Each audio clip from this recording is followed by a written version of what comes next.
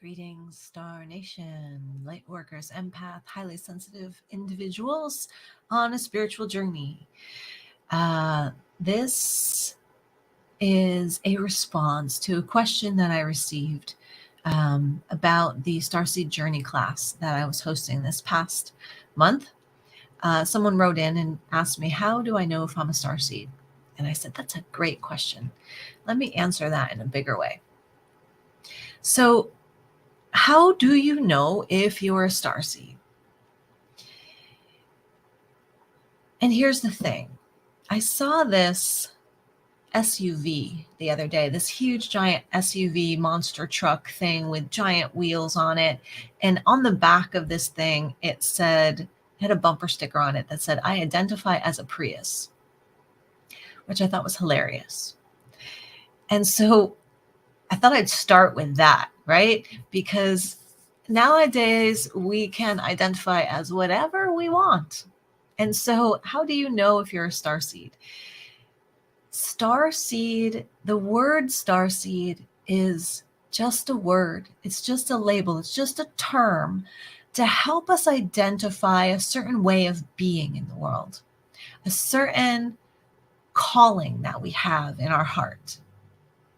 And it doesn't matter if you identify with this word starseed or not. It doesn't matter if you identify with the word empath or light worker or not.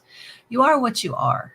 You are what you are. And what you are really and truly is a divine expression of God source energy. God source energy, all that is, the force, the life force, the oneness, expressing through you, as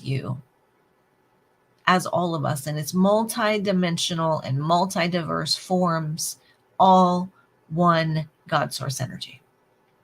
So how do I know if I'm a starseed? So the story of the starseed is this, that the starseeds have come to Earth during this time, this pivotal time of human awakening, to assist in human awakening. And the reason that they came to Earth is because the Galactic Federation, the extraterrestrial beings that are living in higher dimensions than our own, that have already acquired mastery of consciousness, self-mastery, I should say. So self-mastery of the emotional body, self-mastery of the mental body, self-mastery of the physical body, and self-mastery over form creation, manifestation, law of attraction, through this greater self-mastery. So we've all heard of these ascended masters and monks who could bilocate, levitate, walk on water, materialize things out of thin air. Our spiritual texts from many, many traditions talk about these people, these saints, these monks, these Christed beings, these Buddhas, who were able to overcome physical matter and use the force of their consciousness to shift physical matter, to shift out of the binding of the third dimensional world, physical matter and time, space, time. So these people have always existed. And I'm pretty certain that there's quite a few of them living amongst us right now in modern times. They're not going to come on YouTube and share about their experience. Not that I know of yet. They're not going to be on TikTok.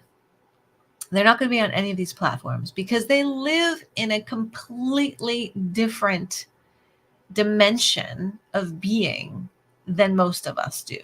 They're living in a spiritual dimension where they attract to them or manifest through their intention whatever it is that they need to live a beautiful, happy, amazing life, and to give whatever it is, service or assistance or just transmissions to the world, however it is that they do their thing. I am not one of them as of yet. But I do believe that they exist. I do believe that they're out there. I do believe that they have probably mastered agelessness.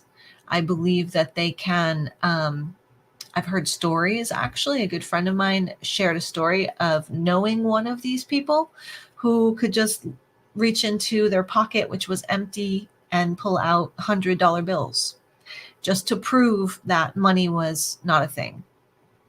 So I do think that those people are on the planet. I do think that they exist. I think that they're doing a lot of service and good for the planet. And if we don't know about them, it's because they don't want us to know about them. So that's my take on that.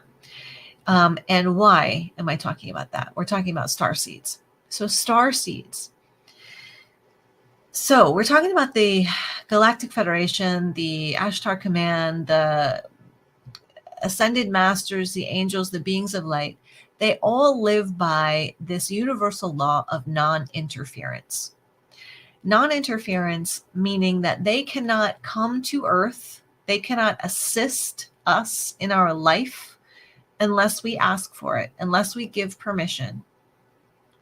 Or if we don't know how to ask, if we don't know how to give permission, maybe, and part of what we were talking about here is the density of human consciousness being so dense that we were losing our connection to spirit, losing our connection to prayer, losing our connection to the divine. And so there's this loophole in the universal law of interference, which says that you cannot interfere unless you actually come to Earth, embody human form, and move through the density of human consciousness yourself. So that, my friends, is one part of what it is to be a starseed. A starseed is a person who has acquired self-mastery and a mastery of waking up in the middle of the density, in the midst of the density. Our starseed's journey here is to awaken to their multidimensional self, to their multidimensional gifts, and to the love that exists within them as them, and to be a transmitter of that light, of that love, of that illumination, and of their gifts into the world. That's the purpose. That's the design. That's the story. So how do I know if I'm a starseed? One of the things that I want to share really is that it's just a word. It's just a word. It's just a word. Starseed, lightworker, empath, twin flame. These are all just words. Words that our minds are using to label and categorize certain themes, certain ways of being. And so it's not really, am I a starseed or am I not a starseed? What I would share about it is, if you are interested, if you are listening to me, if you are Googling what is a starseed, if you are listening to meditations about spiritual development and curious about it, I would say that you most likely are a starseed. If there is an inherent interest in you to discover what your gifts are, to discover your connection to God, divine, source, energy, the force, the logos, if you have that desire within you, then most likely you are a starseed. You could label yourself anything you want. You can identify as anything you want. But it's really that pulsing to discover what your spiritual gifts are, because a starseed already has mastery over these gifts.